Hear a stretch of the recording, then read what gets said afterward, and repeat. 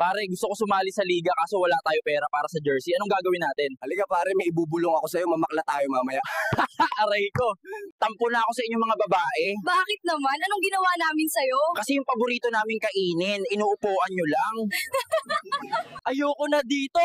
Ang daming bakla, ayaw akong tigilan. Kulay dugo na, ihi ko, parang awa nyo na.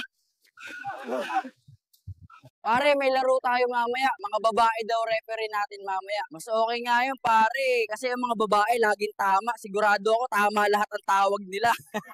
Pare, alam mo kung bakit maitim ang kulay natin? Bakit pare? Ano na naman yan? Pinaglihi daw tayo sa itlog. Maputi naman ang itlog ah. Pinaglihi daw tayo sa itlog ni Daddy. Pare, totoo bang tumataba ang lalaki pag nasa tamang asawa na dragon? Bakit pare? Paano mo nasabi?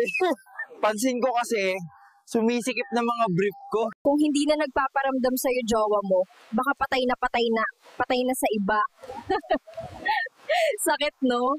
Mare, totoo bang ang kalabasa nakakapagpalinaw ng mata? Oo naman, Marie. At ang talong naman nakakapagpatirik ng mata?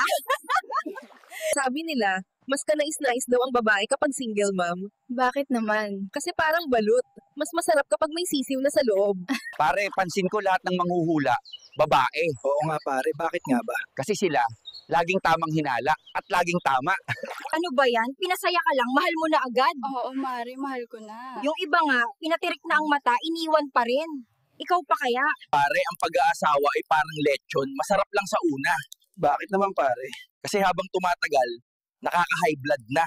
Pare, gusto mo ng relasyon na may kilig at konting kaba? Sige pare, ano yun? E di magmahal ka ng may asawa na at kakabahan ka lagi.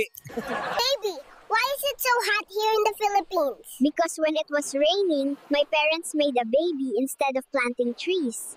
Baby, why are you so angry? Are your feelings hurt? Because mommy's milk tastes bad. It tastes like daddy's saliva.